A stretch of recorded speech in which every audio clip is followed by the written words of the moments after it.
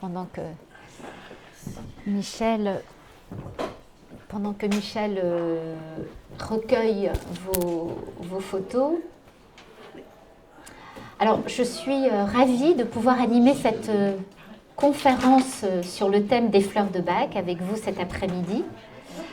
Je vous propose un temps pour la présentation de cette thématique et un temps d'échange de questions qui serait, me semble-t-il, tout aussi constructif.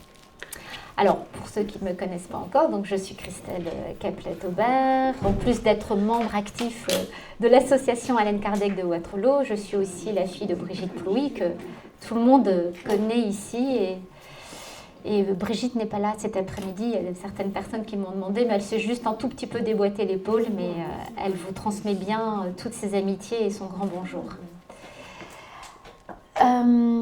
En vous présentant cette conférence, j'ai une pensée particulière et émue pour mon professeur, Jean-Michel Charperel, que certains connaissent parmi vous, qui avait animé cette conférence sur les fleurs de Bach. C'était en septembre 2015.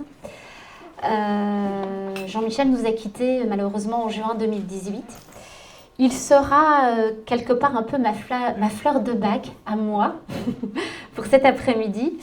Je suis convaincue et sûre qu'il m'aidera de là où il est à réussir à vous partager ce qui m'anime depuis quelques années.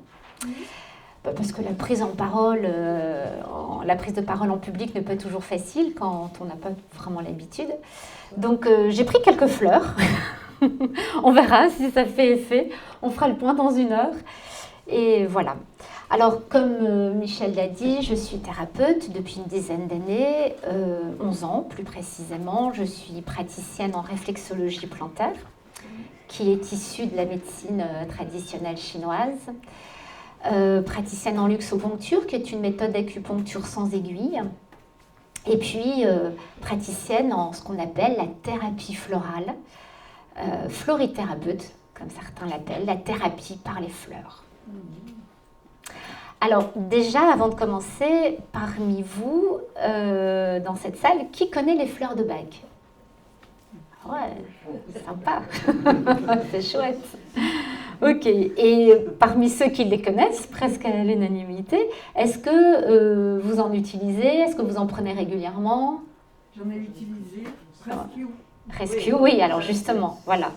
Oui, alors justement, on va en parler, très bien. Rescue, c'est la base. C'est la base, mais justement, on développera ça après, justement. Souvent, les gens connaissent le Rescue, mais il y en a bien d'autres. Alors, on connaît tous et toutes la phytothérapie. Quand on a un petit souci digestif, on va se prendre volontiers une tisane de verveine, ça va faciliter la digestion. Et puis, il y a aussi l'aromathérapie. Quand on est un peu stressé, on va se mettre quelques gouttes d'huile essentielle de lavande, par exemple, pour se relaxer. Et puis, il y a la florithérapie, la thérapie par les fleurs, qui existe déjà depuis le XIIe siècle. Au Moyen-Âge, on utilisait les fleurs pour traiter les déséquilibres émotionnels. Alors, je vais vous présenter rapidement la florithérapie et vous présenter les fleurs. C'est le thème de cet après-midi, qui peuvent aider à traverser un deuil ou même rien que de l'accompagner. Donc, dans la florithérapie, il y a, pour ceux et celles qui connaissent peut-être, les fleurs de bouche, les bouches australiens. Il y a les contemporaines du laboratoire Deva. Et puis, il y en a d'autres. Il y a les fleurs Master de Californie, il y a les hollandaises, il y a les écossaises, les essences d'Alaska. Et puis, il y a ces fameuses fleurs de Bach qui portent le nom de celui qui les a identifiées il y a déjà un siècle. Alors, le docteur, non pas Sébastien Bach, mais le docteur Édouard Bach. Alors, Édouard Bach était un médecin londonien qui pratique l'homéopathie, qui a eu cette magnifique expérience de rencontre avec les fleurs dans son jardin, dans sa campagne anglaise.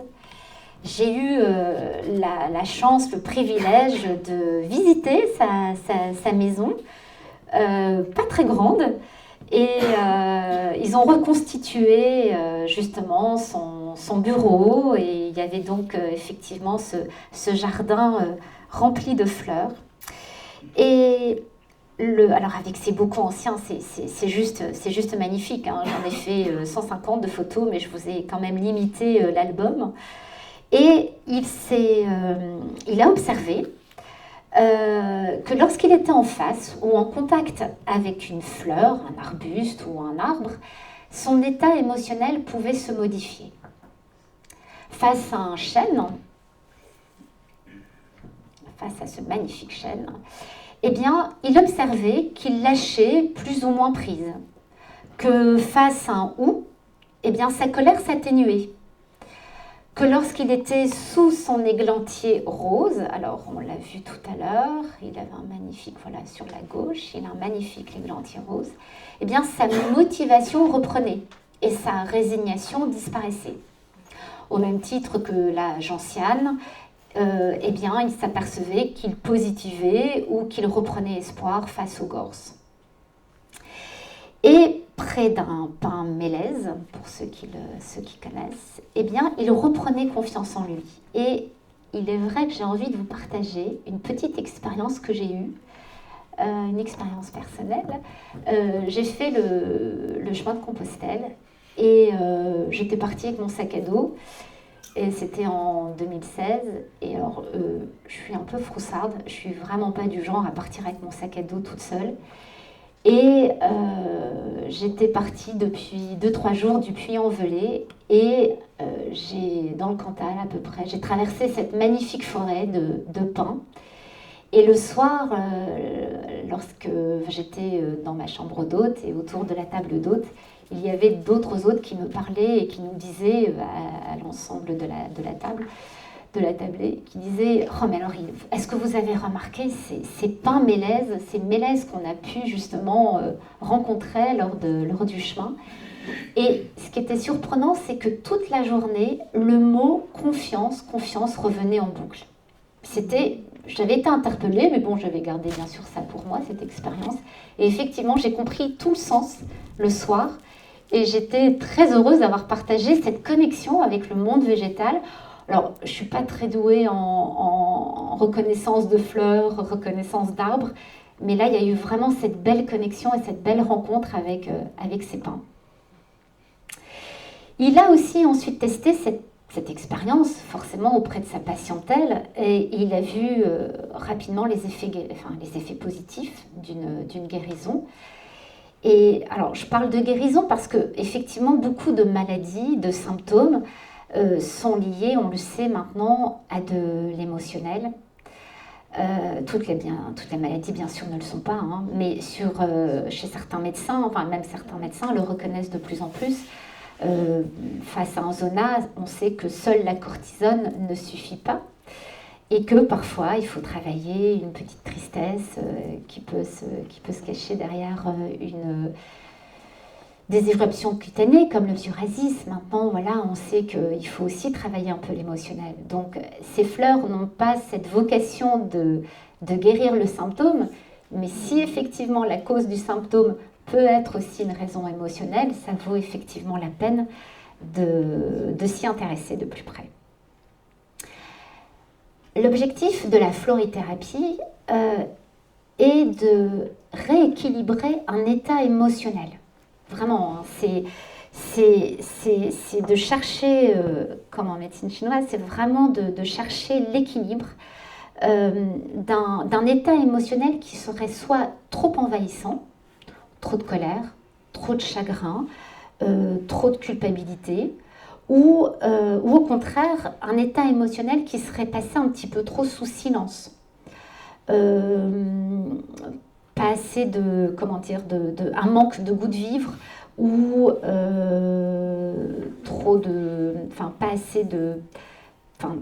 pessimisme, ou pas assez d'optimisme justement, du découragement, On peut manquer parfois de lumière quand on est traversé, ça peut nous arriver par des pensées grises, noires, enfin vous les mettez de la couleur que vous voulez, et qui mériteraient justement, ces états émotionnels mériteraient d'être juste équilibrés. Je donne souvent l'exemple de la peur. La peur, elle a comment dire, ses côtés positifs aussi. Elle va nous permettre de rester vigilants quand on a cette peur.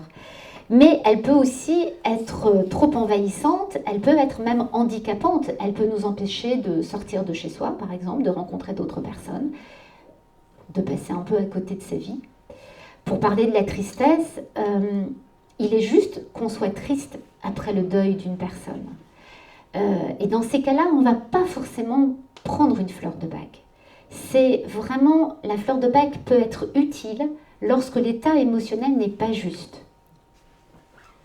Triste après un deuil ou pendant le deuil, voilà. Je me souviens, Jean-Michel, lorsqu'il a perdu Louise, me disait, alors moi j'étais une jeune élève, je disais, mais alors est-ce que tu vas prendre de l'étoile de Bethléem? Il me dit, mais bien sûr que non. L'étoile de Bethléem, enfin je veux dire, la tristesse, il est juste que je sois triste après le départ de ma compagne. Et voilà, en revanche, trop de peur ou trop de colère, il est intéressant de travailler la fleur. L'objectif n'étant bien sûr pas de basculer dans l'effet inverse de l'émotion, hein. Juste la rendre juste lorsqu'elle ne l'est pas. Alors c'est pas évident de s'en rendre compte qu'elle puisse être envahissante. C'est souvent l'entourage qui nous alerte, ou alors encore mieux, c'est notre corps par le symptôme qui nous dit c'est pas forcément juste, le corps étant un excellent messager.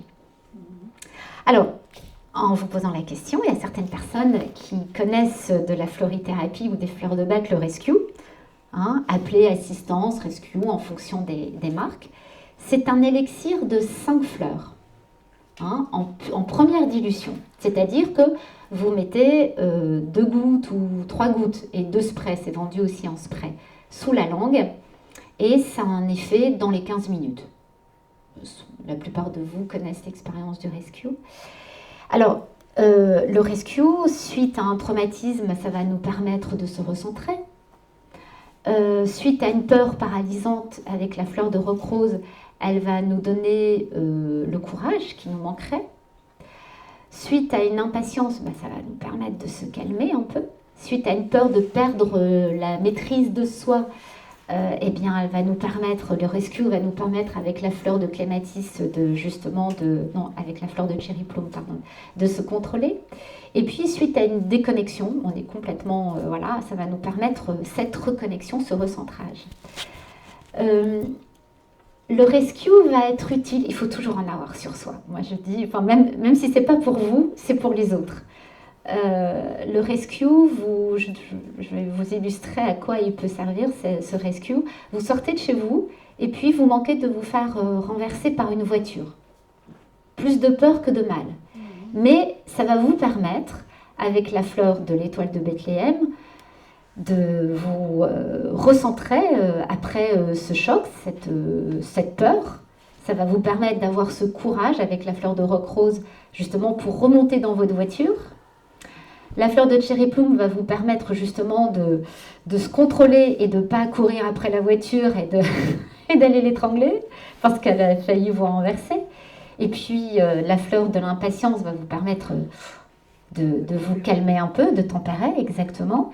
Et puis ça va vous permettre avec la fleur de clématis de se dire bon allez hop, on se recentre, on se reconnecte à ce que je suis en train de vivre ici et maintenant et je remonte dans ma voiture et je continue mon chemin. Parce que parfois, suite à des traumatismes ou à des peurs comme ça qui peuvent être paralysantes, ça peut créer aussi parfois des peurs paniques et de ne plus oser soit sortir ou reprendre sa voiture. Voilà. Donc voilà, c'est une illustration. Il y a parfois des occasions bien moins catastrophiques ou inconfortables que celle de faillir, de se faire renverser par une voiture. Mais voilà, le rescue peut être utile à plein de moments différents de la vie. Mais le Dr Bach avait identifié 38 fleurs de bac.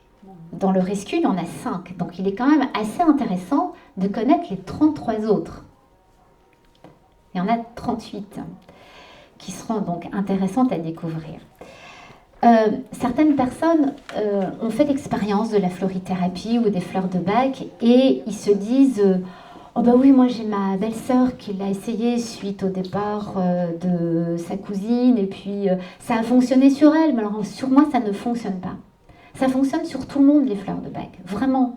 Ça fonctionne aussi bien sur le petit enfant que sur la grand-mère, ça fonctionne, les vétérinaires les utilisent pour les chevaux, même pour les chats qui sont très, très réceptifs. Donc aussi bien pour les enfants que pour les personnes âgées, ça fonctionne sur tout le monde. La seule et unique difficulté, c'est de trouver la bonne fleur à travailler au bon moment pour la bonne personne. Alors bien sûr que parmi les 38, comme on peut en travailler que 7, quelles sont celles que j'ai à travailler? C'est pas forcément évident d'identifier une colère, d'identifier, alors une tristesse, oui c'est plus facile à identifier, mais on est parfois un petit peu justement dans le deuil, un peu dans le déni aussi de ces émotions que l'on peut traverser et qui peuvent être un petit peu trop envahissantes. Donc voilà, c'est vraiment, les fleurs de bac fonctionnent sur tout le monde. C'est pas, oh mais sur moi ça fonctionne pas, c'est pas vrai. Elles peuvent vraiment fonctionner sur tout le monde. Donc on a vraiment à chercher cette bonne fleur. C'est chaque fleur étant une information de rééquilibrage. C'est pour cela que parfois une consultation de fleurs de bac est un rendez-vous aussi avec soi-même. Hein, c'est vraiment d'aller à cette écoute, à la recherche de ce qui se passe en nous sur un plan émotionnel et aussi d'essayer d'identifier ce qui n'est pas juste. Donc, c'est pas forcément évident.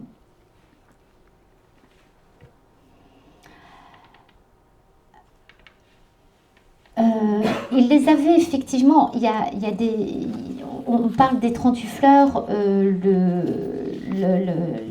bac les avait identifiées en 7 familles, on connaît les 7 familles des fleurs de bac.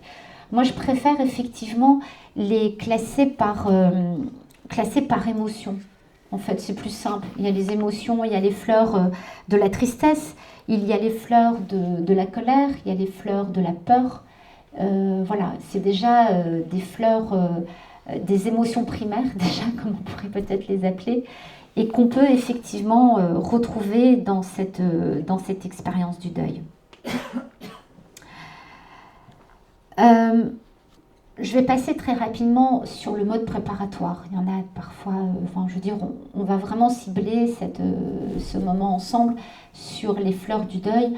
Alors il y en a certains pour beaucoup qui connaissent effectivement les fleurs de bac, pour ceux qui ont lu des ouvrages ou qui ont peut-être assisté à d'autres conférences. Alors il est vrai que les fleurs de bac, on a une méthode par solarisation. Hein, on parlait de rosée tout à l'heure. La cueillette se fait au petit matin. Et alors c'est tout un rituel. Et c'est en ça où je trouve que moi j'ai beaucoup de mal, alors, à la fin des flacons, de les jeter. Je les termine tous. J'aurais tendance à les terminer parce que je trouve que ça ne se jette pas des fleurs. Si vous avez des anciens flacons chez vous, ne les jetez pas, terminez-les. De toute façon, ça ne peut pas faire de mal, même si ce qu'il y a dedans ne vous correspond pas. Mais je trouve qu'il y a un tel rituel, une façon de faire au niveau de la cueillette. Il y a des personnes qui font ça avec tout leur cœur. Moi, je pense qu'on peut travailler qu'avec son cœur quand on travaille les fleurs de bac. Et voilà, donc on vient cueillir quelques fleurs qu'on dépose dans de l'eau de source et puis 3-4 heures plus tard, on vient recueillir cette eau de source qu'on vient mettre dans des flacons opaques et qu'on recouvre de cognac parce qu'il n'y a pas de conservateur chimique dans les fleurs de bac. Donc voilà, et puis alors on en arrive à l'élixir mère. Voilà comment se préparent les fleurs de bac. Un rappel aussi, elles sont, je parlais, sans effet secondaire. C'est ça aussi qui est important. C'est-à-dire que si on se trompe de fleurs, au pire, ça ne fonctionne pas. Et on a cette expérience en disant, ça n'a rien fait sur moi. Mais il n'y a aucun effet secondaire. Il n'y a pas d'accoutumance. On ne devient pas accro aux fleurs de bac. Il n'y a aucune incompatibilité si vous aviez d'autres traitements médicamenteux. Donc ça, c'est aussi important. Alors, aujourd'hui, nous allons parler des fleurs qui peuvent...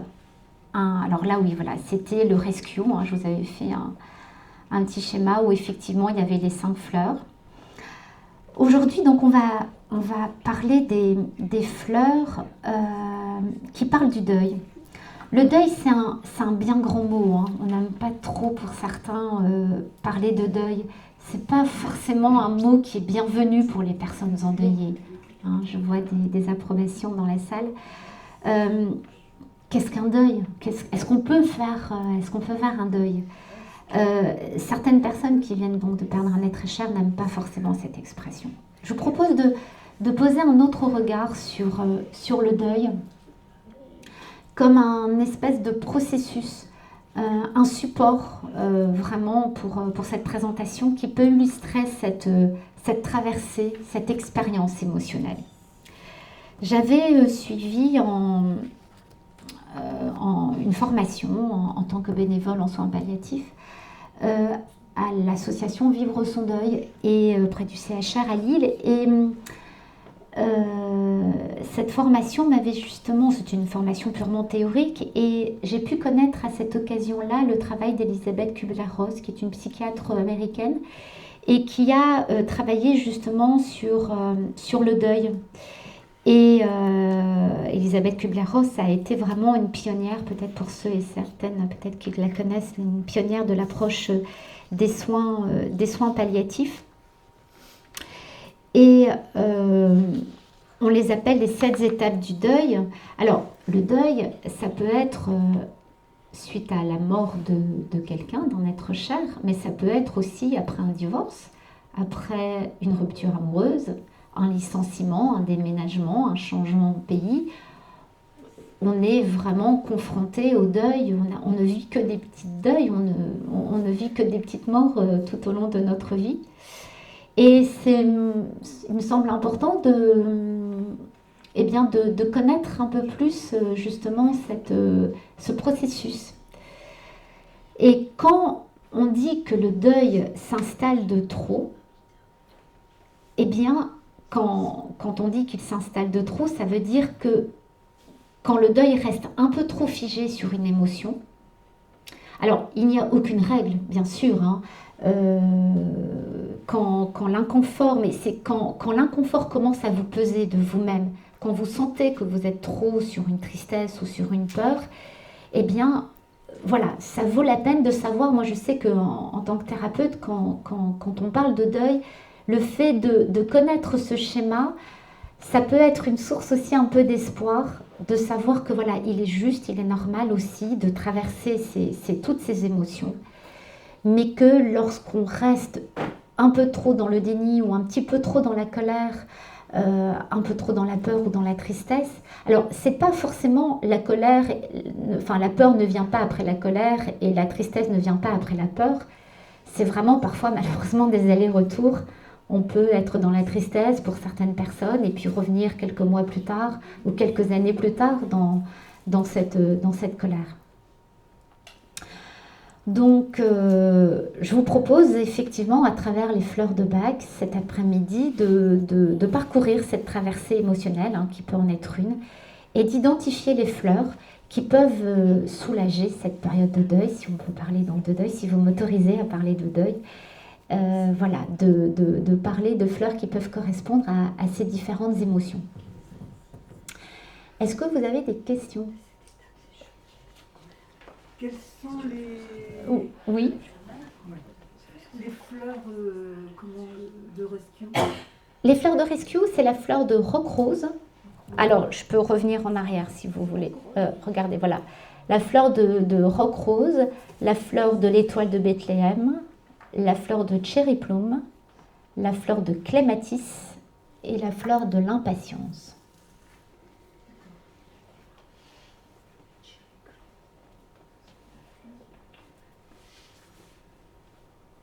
Vous aviez une question? Oui, s'il vous plaît.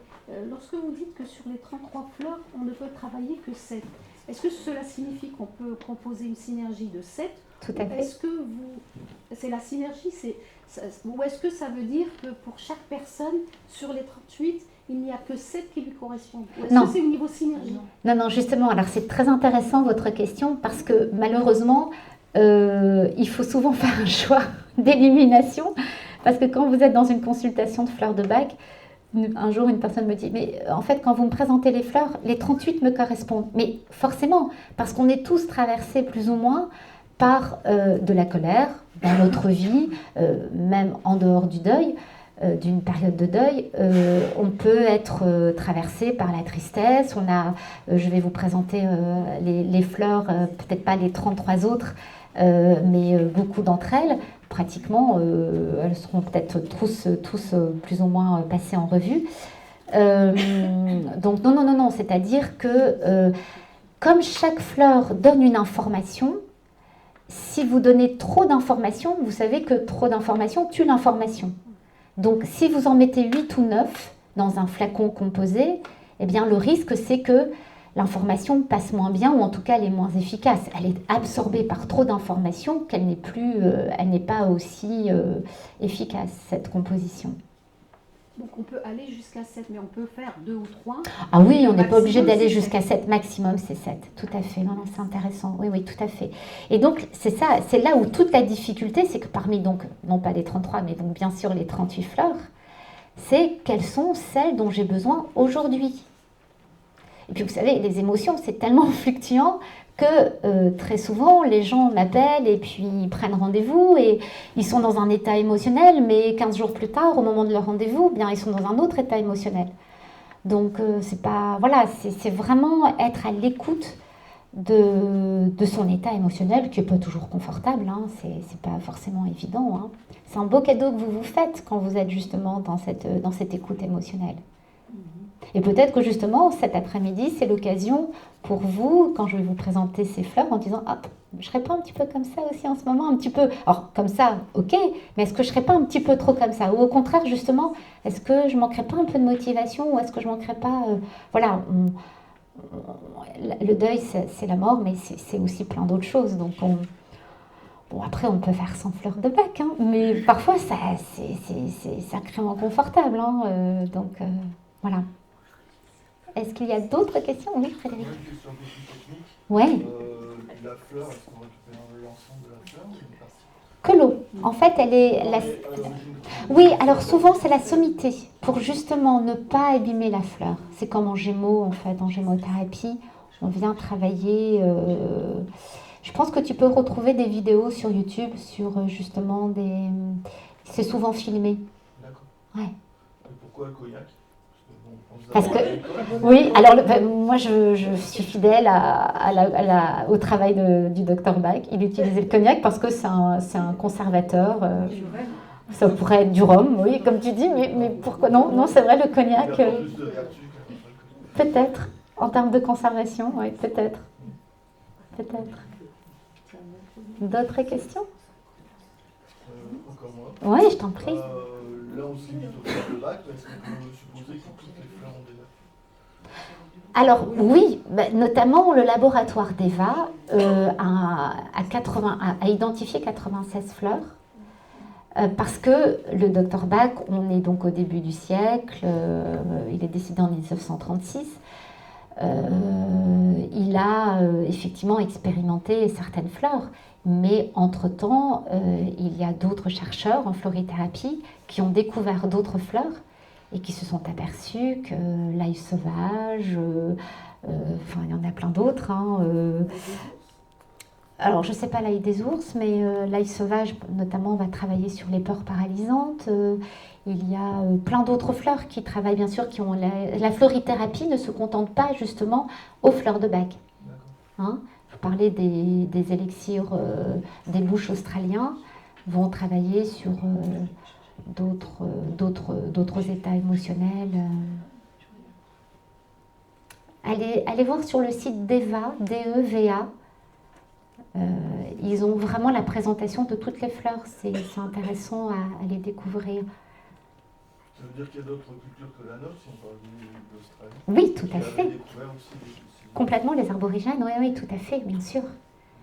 Oui, tout à fait. J'ai une cliente qui fabriquait son pissenlit. Oui. Bon, c'est C'est facile à un encore. moment donné, hein, c'est en avril que ça fleurit, et donc c'est avant la floraison. Non? Là, je ne sais pas vous répondre à quel moment a lieu la cueillette quel moment le plus propice, effectivement. Souvent c'est le matin avant. Ah oui, alors ça c'est le matin, ça c'est sur la cueillette, mais au moment de la floraison de la fleur, ça je ne sais pas. Mais la cueillette se fait au petit matin, vous parliez de rosée tout à l'heure, c'est ça. Exactement. Et vous travaillez qu'avec les fleurs de bac Oui. Alors j'avais travaillé un peu avec Bush, mais oui, je me retrouve tout à fait dans les fleurs de bac. Elles sont suffisamment complètes. Oui, tout à fait. J'ai un frère qui est botaniste. Oui. Il part en Californie justement avec Oui. d'autres. D'accord. Où il écrit des livres sur ces fleurs sauvages. Ah, c'est chouette, c'est chouette. Ok, alors on va revenir. On reposera des questions après la présentation. Revenons à cette courbe justement. Donc, quand vous allez vous présenter, c'est là où justement il y a toute la complexité ou la difficulté avec les fleurs, c'est de trouver donc la bonne fleur au bon moment. Notamment si vous sentez que vous avez une peur vous sentez que vous arrivez à identifier que c'est la peur qui est un petit peu trop présente en ce moment. Vous vous rendez dans un magasin de médecine, enfin un laboratoire, un magasin bio, je ne voulais pas dire bio, mais bon, on va dire un magasin bio, une pharmacie, ou par une pharmacie, vous demandez des fleurs de bac, voilà, en ce moment, je suis un petit peu trop inquiète. Déjà, il faudrait que la personne en face de vous puisse vous questionner. On peut pas, moi j'ai parfois des amis qui me disent, je veux pas faire du conseil entre deux portes. Parce que les gens passent au moins une demi-heure. On a besoin effectivement d'entendre les émotions, parce qu'il y a certaines émotions qui peuvent en cacher d'autres. Et vous allez donc poser la question, voilà, j'ai besoin d'une fleur de peur. Mais déjà, Bach avait identifié 5 types de peurs.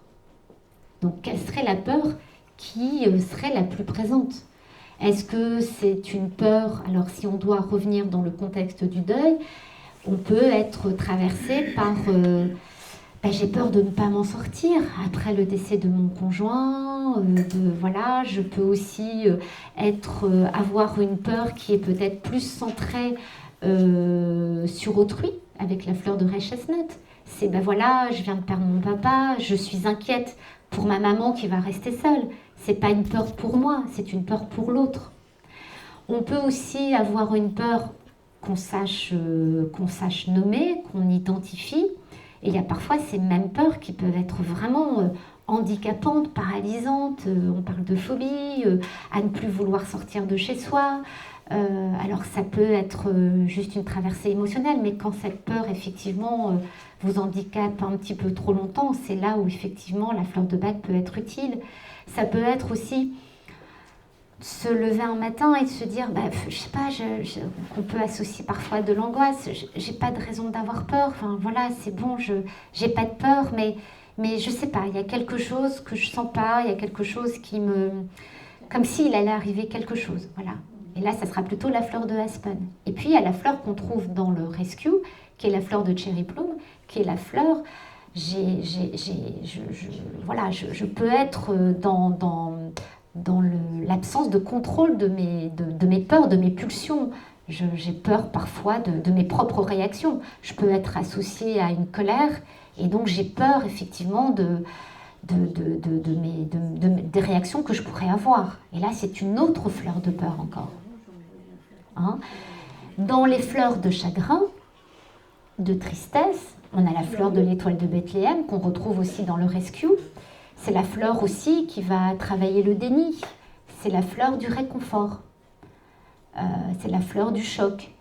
L'étoile de Bethléem, c'est la fleur de la consolation. C'est souvent, quand on parle de fleur de tristesse, on associe souvent à la fleur de l'étoile de Bethléem. Mais il y a aussi la fleur de Gorse, quand on est plutôt pas dans une tristesse profonde, mais quand on a une tristesse qui est associée à la perte de tout espoir. Quand cette fleur va nous apporter de la volonté, justement, à ce manque d'espoir. On peut aussi être traversé dans cette période de tristesse par la fleur de sweet chestnut, par l'état de sweet chestnut. Sweet chestnut, c'est celle qui va nous apporter aussi un peu de lumière quand on est, après le décès de quelqu'un ou après toutes sortes de deuils.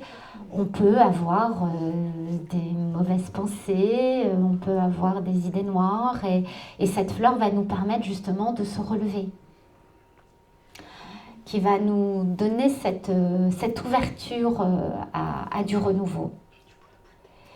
Et puis, quand on est dans la colère, eh bien, il y a plusieurs fleurs qui peuvent travailler la colère. Alors, parmi les 7 maximum qu'on peut avoir, quelle est la colère la plus juste avec laquelle je suis connectée en ce moment? Est-ce que c'est cette colère profonde avec presque une envie de revanche ou même de jalousie, ça, qui n'a pas été traversée par la jalousie. Ça peut être aussi la culpabilité. On sait que la culpabilité, elle peut être aussi, c'est une forme aussi de colère, retournée contre soi. On sait que la culpabilité, elle peut être présente après, même souvent d'une façon injustifiée, après le passage à l'acte d'une personne, pour ne pas nommer le suicide. Voilà, c'est souvent, les proches sont souvent traversés par de la culpabilité et on sait que ça n'est pas forcément juste. On peut aussi être, non pas par une colère avec une colère profonde, mais avec une irritabilité, un agacement, c'est une forme de colère aussi. La fleur de Willow, qui est la fleur de la victimisation, mais qui est la fleur du ressentiment aussi. Pourquoi ça m'arrive à moi ? Pourquoi alors c'est juste, forcément, mais quand on est trop dans cet état émotionnel, eh bien on se dit, peut-être que la fleur de Willow pourrait justement réajuster cet état qu'on n'aime pas forcément soi non plus, être habité, mais on ne sait pas faire autrement, c'est ça aussi. C'est-à-dire qu'on est envahi par cet état émotionnel, mais on ne sait pas comment s'en sortir. Alors là, ce sont en effet, quand on parle des 7 étapes, on est en état de choc, l'étoile de Bethléem, le déni, on passe par les fleurs de la colère, de la peur, de la tristesse, pour qu'enfin, toute cette traversée, malheureusement on est un peu obligé de traverser cette traversée émotionnelle. De toute façon, ça vous rattrape un jour ou l'autre. Donc il faut traverser malheureusement toutes ces émotions pour enfin être dans l'acceptation, dans le pardon et dans cette quête de sens. Alors souvent, dans les personnes qui sont présentes dans nos conférences et quand vous venez déposer vos photos, parfois on en est aux quêtes de sens justement. Les messages de nos défunts nous apportent aussi cette quête de sens et ce renouveau et ce pardon et cette acceptation.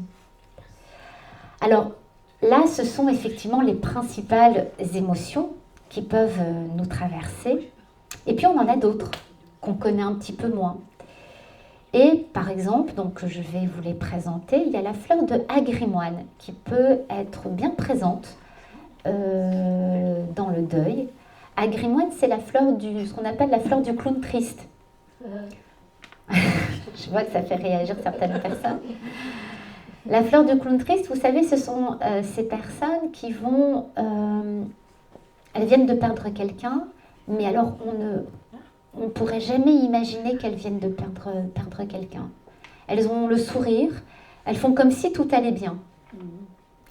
Et malheureusement, pour avoir cette capacité de garder ce masque de clown triste, eh bien on va avoir tendance à aller manger un petit peu trop de chocolat ou lorsqu'on rentre à la maison le soir, se boire un petit verre de vin.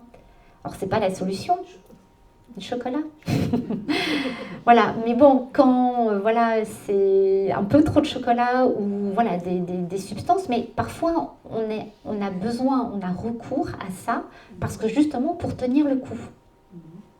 Et quand on se dit oui, ça va, et quand je pose la question, est-ce que comment votre hygiène de vie, des choses comme ça, en disant oui, c'est vrai, là, depuis que j'ai perdu mon mari, j'ai tendance à boire un petit peu plus que je devrais boire. Donc là, c'est une fleur qui serait intéressante à travailler dans un parcours de deuil. Qui est répertoriée dans les fleurs de bac. Oui, la fleur d'agrimoine, oui. Voilà, c'est une revisite, vous voyez. Il y a la fleur de Cerato, il y a la fleur de l'Arche, ce sont les fleurs de confiance en soi. Cerato, alors quand vous demandez aussi, oui, je voudrais avoir une fleur de confiance en soi, on sait que les fleurs de bac travaillent la fleur de la confiance en soi, mais il y a 2 fleurs qui travaillent la fleur de confiance en soi. Laquelle? Est-ce que c'est la fleur de la confiance en mes capacités de surmonter cette traversée émotionnelle, de traverser le décès d'un être cher, ou je ne vais jamais y arriver? Voilà. Là, c'est la fleur de l'Arche, la fleur du Mélèze, la fleur de la confiance. Et puis, il y a la fleur de Cerato, qui est, je me donne confiance en ma petite voix intérieure. Je sais ce qui est juste pour moi. Parce que, parfois, dans ce genre de processus, on peut douter de sa petite voix intérieure, ce qui est juste de faire. Et on va solliciter plusieurs personnes. Et toi, à ma place, qu'est-ce que tu ferais? Et toi, qu'est-ce que tu ferais? Enfin voilà. Donc, à un moment donné, on a tous cette capacité en soi d'aller chercher notre réponse, nos réponses. C'est de se faire confiance en soi. Et parfois, la confiance en soi, on peut avoir confiance en ses capacités, en cette capacité de surmonter, mais parfois on peut douter de ça, on peut douter de soi. Donc, ce n'est pas les mêmes fleurs. On peut, dans certaines étapes de deuil aussi, avoir un besoin de reconnaissance.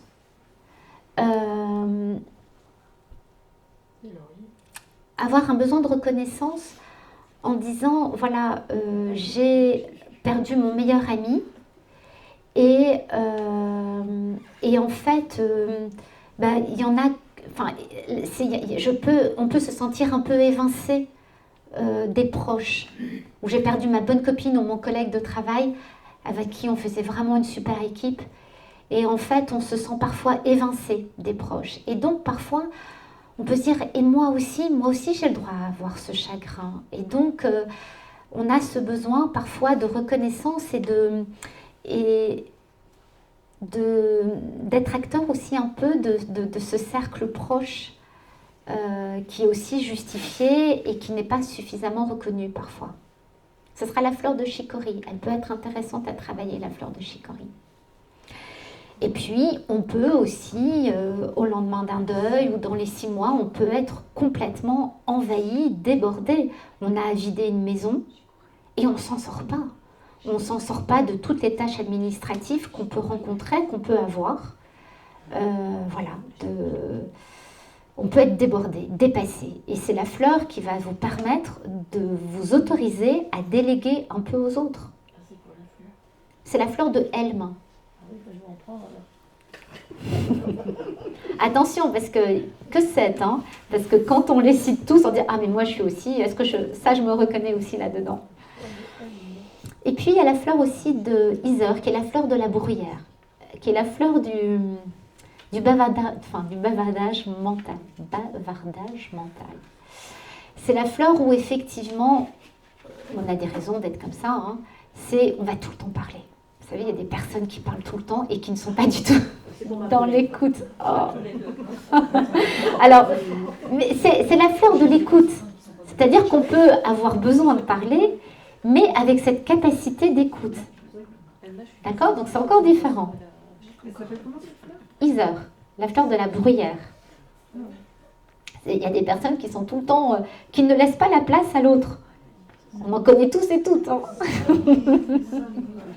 Mais pas ça, c'est de se dire, mais écoute-moi, peut-être que d'avoir une parole sage. Voilà, et on est complètement fermé à cette écoute. Et puis il y a une fleur qui revient souvent, c'est la fleur du chèvrefeuille, c'est la fleur d'honeysuckle, qui est la fleur du passé, qui est la fleur de la nostalgie. Hein, c'était mieux avant quand il était là. Et parfois il y a des personnes qui restent dans cet état émotionnel pendant de nombreuses années.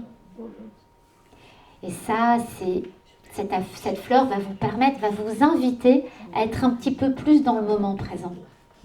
C'est quand même le but. Hein, l'idée, c'est pas d'être dans cette tristesse du passé ou dans la peur du futur. C'est vraiment une invitation à être dans le moment présent.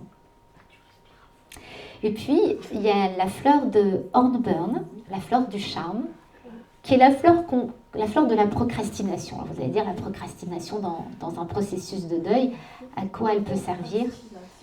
Si? Ouais.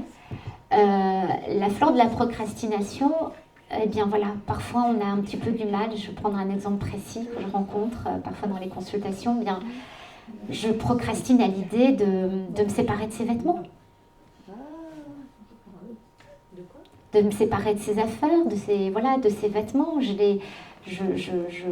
J'habite une très grande maison et parce que je veux garder tous les vêtements et je sais qu'il est bon que je me sépare de certaines affaires. Mais voilà, demain, oui, non, j'en suis convaincue, mais je le ferai demain, ou je le ferai la semaine prochaine, ou je le ferai quand les enfants viendront, ou voilà. C'est du lâcher prise alors. C'est la fleur du passage un peu à l'action, c'est-à-dire que, et elle est assez incroyable, hein, cette fleur. Elle est assez puissante, elle est assez... Je vais pas les jeter. Vous voulez dire quelque chose? Non. La fleur de la procrastination. Il y avait aussi une de mes personnes que je suis qui me disait je retarde à chaque fois aussi l'idée d'aller chez le notaire parce que c'est pour moi la fin du lien. Et elle me disait je reporte à chaque fois le rendez-vous. Alors ça pouvait avoir des conséquences avec le reste de la fratrie forcément. Mais voilà, c'était je reporte. Ce qui me semble et ce dont je sais, et j'ai conscience que c'est ce qu'il faut que je fasse. Mais voilà, je reporte. C'est une histoire de tempérament aussi. Parfois, un tempérament passager aussi. Hein. On a tendance à pas être comme ça, mais voilà, la souffrance ou les circonstances font qu'on va avoir cet état émotionnel qui va être un petit peu trop présent. Je connais quelqu'un qui est tout le temps comme ça. Oui. Oui, aussi. C'est peut-être, oui, il y a des fleurs de tempérament aussi. Il y a la fleur aussi. Oui, allez-y. Excusez-moi. Je vous en prie. Je rebondis sur ce que dit madame. Est-ce que par exemple pour la procrastination Oui. professionnelle, est-ce que Oui. c'est la même fleur? Oui, ça peut l'être. Après, ce qui est bien justement, c'est de faire une synergie. Pourquoi on procrastine? Est-ce qu'on a un driver soit parfait, il faut que les choses soient toujours parfaites, ou parce que j'ai une peur qui me paralyse et qui m'empêche de passer à l'action? Donc là, on travaillerait plus sur la fleur de la peur que de la procrastination. Vous pouvez, l'avantage justement de la synergie, c'est que vous pouvez travailler plusieurs fleurs. Ouais. Tout à fait. Merci. La fleur de oak et la fleur de olive, que parfois j'associe souvent, enfin pas en même temps, mais qui peuvent être présentées ensemble. La fleur de oak, c'est la fleur du chêne, justement. C'est la fleur de... On a tous on peut rencontrer certaines fois cette force, ce petit guerrier en soi. On a des périodes, c'est je dois, il faut que... Non, mais je vais reprendre le boulot juste après un deuil. Je reviens toujours dans le contexte du deuil, puisque c'est la thématique de l'après-midi. Voilà, je me dois de le faire. Je risque l'épuisement, mais non, j'y vais. Et donc, à un moment donné, il faut aussi pouvoir savoir lâcher prise. C'est le repos du guerrier. C'est pour que le guerrier ne sommeille pas, mais qu'il se repose pour avoir un peu plus de force. Donc, parfois, on a besoin un petit peu de lâcher prise. Alors, les gens qui sont dans le contrôle et dans la maîtrise ne veulent absolument pas lâcher prise. Mais l'idée, c'est pas non plus d'être dans l'effet inverse. Parce que ce qu'ils risquent, c'est d'être dans un état émotionnel de olive, qui est la fleur de l'épuisement. Je suis épuisée énergétiquement, psychologiquement et physiquement. Et olive, c'est la fleur de la régénération, la fleur du burn-out aussi. Il n'y a pas que le burn-out professionnel, il y a aussi le burn-out personnel. Et puis, on peut aussi être traversé par la fleur de Wild Rose, qui peut être aussi, on les confond souvent, Wild Rose et Gorse. C'est la fleur de la motivation et la fleur de l'espoir. Wild Rose, c'est, j'ai pourtant un plaisir énorme à jardiner, à cuisiner, mais à aujourd'hui, j'y arrive plus. Alors que j'adore, mais je n'y arrive plus. Et Gorse, ça va plutôt être la fleur de l'espoir. Quand on est dans le à quoi bon de toute façon, à quoi bon ça sert de faire ci ou de faire ça. On est dans une forme de résignation. Et ça va nous redonner un peu d'espoir et de motivation. puis, on peut aussi très bien être à se poser la question de savoir, mais qu'est-ce que je vais devenir? Qu'est-ce que je vais devenir? C'est la fleur de l'orientation avec la folle avoine, Wild Oat. La folle avoine, vous savez, c'est cette fleur qui est au bord des routes et qui est ballottée par le vent, justement. Et elle est intéressante, effectivement, à nous donner parfois une espèce d'orientation. Scléranthus, la fleur de... Quand on a un choix, quand on est tiraillé, qu'est-ce que je fais? Je vends la maison, je ne la vends pas? Est-ce que... voilà, on peut se poser des questions. On a effectivement une réponse à donner. C'est la fleur de l'équilibre. Quand on se sent tiraillé, elle est intéressante à travailler. La fleur de Red Chestnut, je vous l'ai présentée tout à l'heure dans la famille des peurs, où effectivement, on peut ne pas être inquiet pour soi, mais inquiet pour les autres. La fleur de Rockwater, elle est assez intéressante aussi à travailler. C'est la fleur de la flexibilité. Alors, qu'est-ce qu'elle vient faire dans le deuil? La fleur de la flexibilité, c'est que chacun vit son deuil à sa façon, en fonction de ses valeurs, en fonction de ses qualités. Et parfois, il y a des gens qui vont vivre des deuils d'une façon différente. Et on ne comprend pas.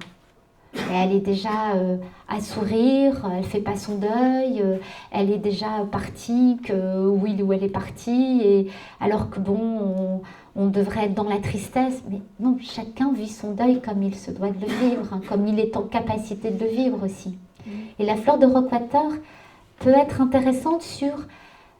c'est la fleur de l'intolérance, de la flexibilité, et de se dire, bah oui, moi c'est comme ça que je le vis, mais ok, l'autre le vit de cette façon-là. Et puis, on peut, cette fleur qui est assez... alors là, je les ai fait par ordre alphabétique, donc pas vraiment par fleur comment dire, de présence dans ce processus, hein, elles ont toutes leur place. Walnut, c'est la fleur du noyer, qui est la fleur de la protection. On peut aussi traverser des périodes d'hypersensibilité, d'hyperréceptivité. On est à fleur de peau. Rien nous agace, rien nous fait pleurer. Ça peut arriver dans beaucoup de circonstances. Et c'est la fleur, effectivement, quand on dit la fleur de la protection, c'est la fleur qui nous permet de mettre, non pas une protection et une carapace, hein, mais c'est vraiment la capacité de se mettre un espèce de filtre pour se protéger, pour être encore mieux soi. Elle est travaillée aussi beaucoup chez les aidants, hein, pour justement permettre de ne pas se laisser envahir par les émotions des autres aussi. Quand on ne supporte plus les actualités à la télé, les mauvaises nouvelles, quand on pleure devant un film, voilà. Et bien Walnut, elle peut être intéressante à rencontrer. Puis il y a la fleur de water violet, la violette d'eau, qui est intéressante aussi, qui va... Quand on a tendance parfois, dans une période aussi de deuil, où on aura tendance un petit peu à se renfermer, à ne plus se rendre accessible pour les autres, justement. Hein, on vit un peu comme un ermite. Et puis la fleur de white chestnut. Celle-ci, elle est souvent présente également, vous allez me dire, je le dis à chaque fleur. Mais white chestnut, c'est la fleur, vous savez, celle qui vous empêche de vous rendormir, vous savez, entre 3 et 5 heures du matin. C'est la fleur du bavardage mental, mais encore pour autre chose. C'est celle où il y a le petit vélo qui se met à tourner, hein, entre 3h et 5h du matin, et qui nous empêche de nous rendormir. Alors, les gens se disent, oui, j'ai un problème de sommeil, mais pour toutes les personnes, deuil ou pas deuil, mais qui ont un problème de sommeil, par des réveils nocturnes et une difficulté de rendormissement, je vous invite vraiment à rencontrer cette fleur, elle peut vraiment être intéressante. White chestnut, bourgeon de marronnier blanc. Hein, c'est la fleur, effectivement. On peut aussi la trouver dans le rescue nuit. Il existe du rescue nuit. Et pourquoi nuit? Parce qu'ils ont rajouté cette fleur de white chestnut. White chestnut. Et puis voilà, la fleur de pagne, on l'a dit tout à l'heure, qui peut faire aussi partie des fleurs de colère avec la culpabilité. Donc vraiment, ces fleurs de bac sont une vraie rencontre. Ça fonctionne. Vraiment, quand faut-il les prendre? Parce qu'on a beau effectivement aller se faire un flacon, prendre quelques fleurs, mais il y a un peu comme tout, hein, il y a une petite, c'est un peu contraignant, hein, c'est en tout cas sur des fleurs, enfin des fleurs en deuxième dilution, quand elles sont préparées, il faut prendre 4 gouttes 4 fois par jour. En dehors des repas, 30 minutes avant les repas. C'est ça aussi, c'est un peu contraignant. Mais bon, un peu comme tout, hein, on n'a rien sans rien. Donc, Et puis vous savez, souvent, je dis aux gens, bah, mais quand vous devez, effectivement, c'est une nouvelle habitude d'apprendre de prendre des fleurs de bac. Mais je dis souvent, bah, écoutez, mettez votre alarme sur votre téléphone à des heures un peu fixes et vous verrez, au bout de 4 jours, vous n'aurez plus besoin d'alarme. Parce que vous allez sentir que ça commence à vous faire du bien. Et là, après, on a envie de les prendre parce que ouais, c'est quand même plus chouette. C'est plus chouette de mieux dormir, d'être moins envahi par des émotions. Voilà. Je ne sais plus s'il y a une durée de validité. Bah, il y a du cognac, donc ça... Mais quand il y a du... Alors, les premières dilutions, ils sont obligés de mettre une durée de validité sur les flacons, mais si vous les mettez dans un endroit sombre, à l'abri de la chaleur, il n'y a aucun problème. En revanche, les composés, ce que vous faites vous-même, normalement, c'est au bout d'un mois. Elles sont moins performantes, enfin, c'est ça, elles sont... Mais il ne faut pas pour autant les jeter, hein. Vous les prenez cul sec, puis il n'y a pas de souci. C'est homéopathique. Voilà, est-ce que vous avez des questions? Oui. Alors,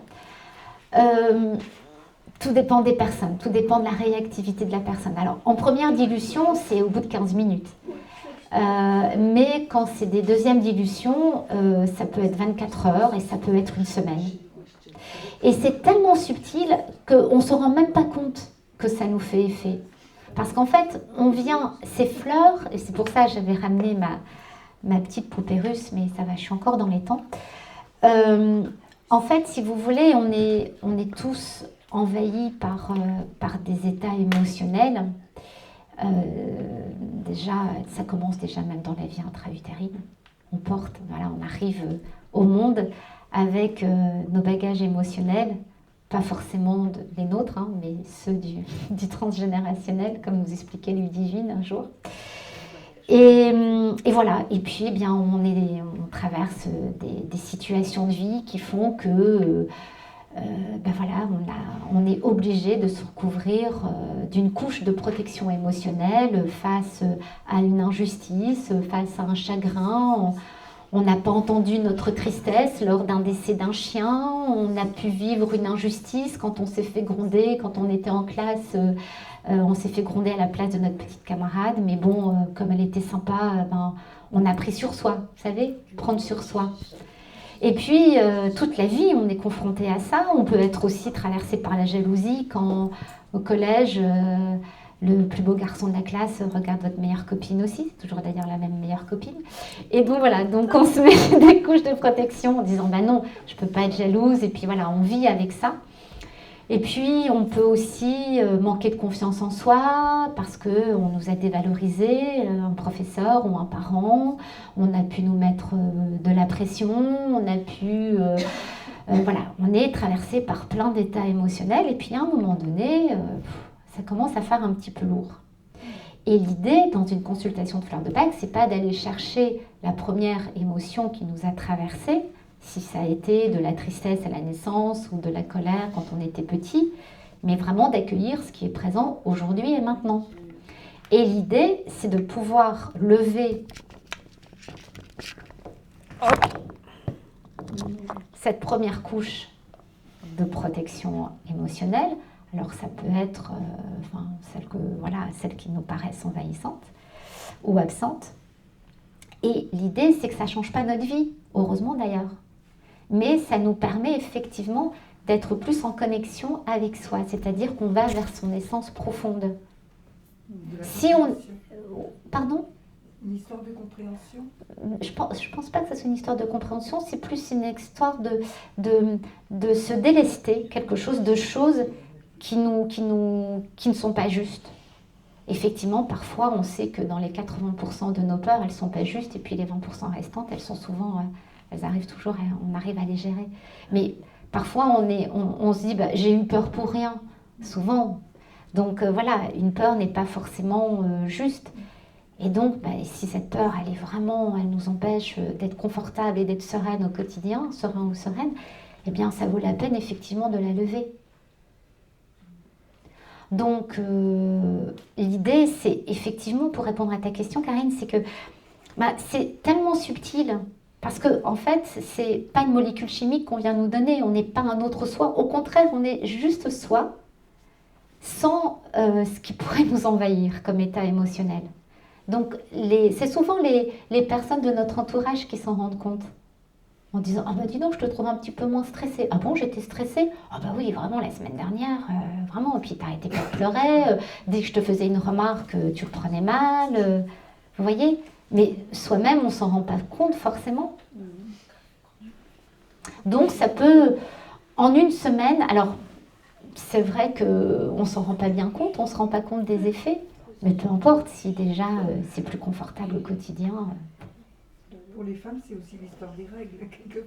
Oui, alors là, c'est encore autre chose. Oui.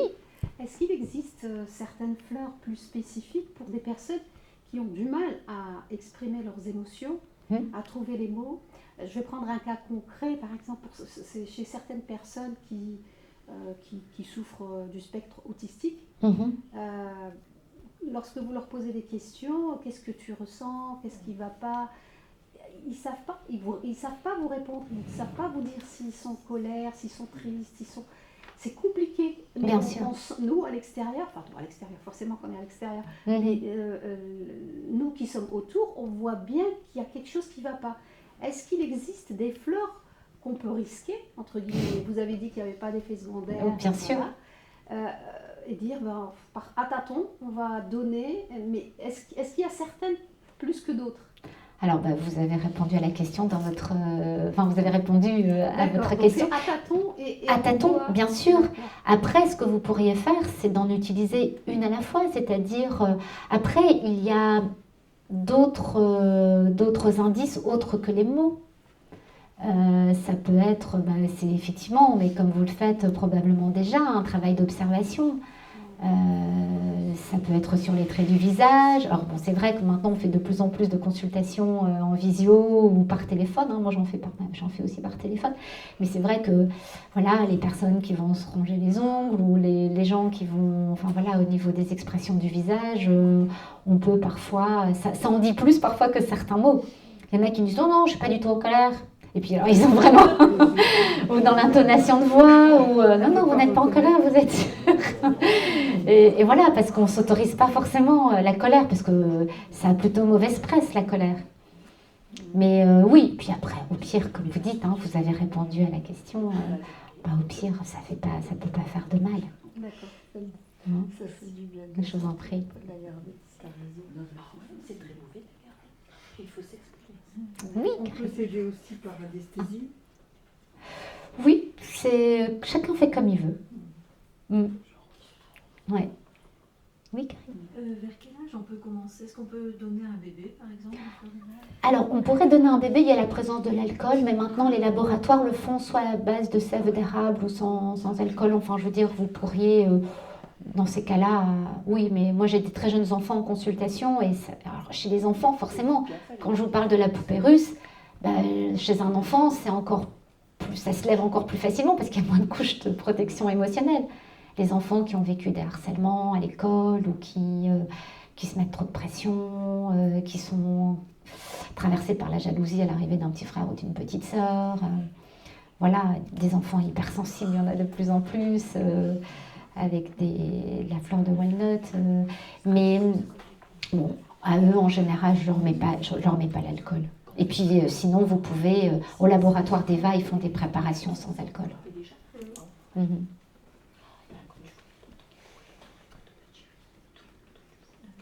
Oui. L'hypersensibilité, c'est la fleur de Walnut, le noyer.